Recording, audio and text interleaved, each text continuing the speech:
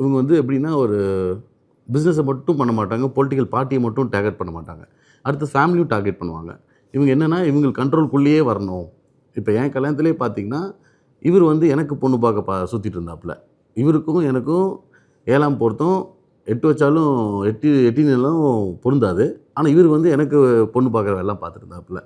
So இவர் என்னென்னா, இவர் எல்லா சைடும் வந்து இவர் தான் கண்ட்ரோல் வச்சுக்கணும். நாளைக்கு வந்து ஒய்ஃப் சைடாக இருக்கட்டும், எந்த சைடாக இருந்தாலும் இவர் வந்து ஃபுல் கண்ட்ரோல் இவர் கண்ட்ரோலில் இருக்கணும் அப்படிங்கிறது தான் இவங்களோட பிளான். ஸோ பேசிக்காக இதே தான் வந்து என்னது இங்கே தாவேக்காவோட விஜய் அவர்களோட ஃபேமிலிலையும் இவ்வளோ நாள் அவங்களுக்குள்ள என்ன ஒரு மிஸ் அண்டர்ஸ்டாண்டிங் இருந்திருந்தாலோ, இல்லைனா வந்து இந்த நேரத்தில் இதை எடுக்கிறதும், இவர் போனதுக்கப்புறம் தான் இது இவ்வளோ சீரியஸாக ஆகி இவ்வளோ பெரிய பிரச்சனை வெளில வர்றதுக்கும் இவரோட தூண்டுதல் கண்டிப்பாக இதில் இருக்கும். ஏன்னா இதில் வந்து நான் வந்து பர்சனலாக என் குடும்பத்தில் நான் அனுபவிச்சதை தான் சொல்கிறேனே தவிர, நான் வந்து ஏதோ கதை கட்டுறதோ இல்லை நான் வந்து யூகத்தில் பேசலை. இது வந்து இவரோட பொதுவான ஸ்ட்ராட்டஜி. இவருக்கு என்னென்னா, இவருக்கு என்ன இப்போ பேசிக் ப்ராப்ளம்னா, இவருக்கு வந்து பேராசை ங்கிறது தான் அவரோட பெரிய ஒரு கொடுத்ததை வச்சு சந்தோஷமாக இருக்கணும்னு ஆசையே இல்லை.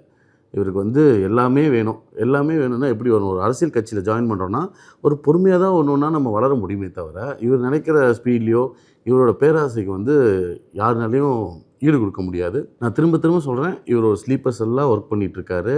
அந்த ஸ்லீப்பர் செல்லாக தான் இவர் வந்து இவ்வளோ தூரம் வேலை செஞ்சு கண்டிப்பாக நான் அன்றைக்கே சொன்னேன், கடைசியாக அது வரைக்கும் காங்கிரஸ் வந்துடுவாங்க, அதை பண்ணிடுவாங்க, இதை பண்ணிடுவாங்க, கண்டிப்பாக இந்த டீலை க்ளோஸ் பண்ணிடுவோம்னு சொல்லி இவங்க ஃபால்ஸ் ஹோப் கொடுக்கும்போது நான் அப்பவும் சொன்னேன்.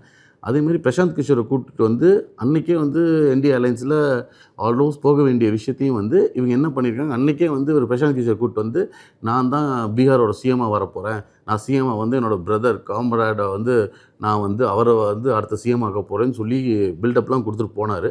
போன வேகத்தில் அவர் 2% ஓட்டு சதவீதம் கூட வாங்காமல் அதோட மண்ணை கவி அவர் எங்கே போனார்னே தெரில. இந்த டீமை தான் வச்சு இவனுங்கெல்லாம் பில்டப் கொடுத்து கரெக்டாக இவரையும் அப்போவே ஏற்றி விட்டு அன்றைக்கி அந்த இதை உடைச்சாங்க. அப்போவும் இப்போ நெக்ஸ்ட் வந்து இது காங்கிரஸையும் இப்போ காலி பண்ணிட்டாங்க. இப்போ அடுத்ததும் என்டிஏ கூடயும் ஏதோ பேச்சுவார்த்தைன்னு சொல்லி அதையும் காலி பண்ணிட்டாங்க. ஸோ இவங்களோட அஜெண்டாவை வந்து கிளியராக இவர் ஃபாலோ பண்ணிட்டுருக்காரு. இது தனியாக கொண்டு போய் நிற்க வச்சு அதே மாதிரி எஃப்ஐஆரை டெலீட் பண்ணிடுவாராம். இவர் யார் அவ்வளோ பெரிய அப்பா டக்கரை நான் இது வரைக்கும் இந்த உலகத்தில் பார்த்ததே இல்லை. எஃப்ஐஆரையே டெலீட் பண்ணுற அளவுக்கு வந்து இவர் வளர்ந்துட்டாருன்னா, ஆட்சிக்கு வரக்கு முன்னாடி இவரோட அராஜகம் எப்படி இருக்குன்னா, இவரெல்லாம் வாய்ப்பு கொடுத்து ஏதாவது ஆட்சியில் உட்கார வச்சுட்டா இவரோட அராஜகம் எப்படி இருக்குன்னு நீங்கள் மக்களே நீங்கள் முடிவு பண்ணிக்கோங்கிறத மக்கள்கிட்டே விட்டுறோம்.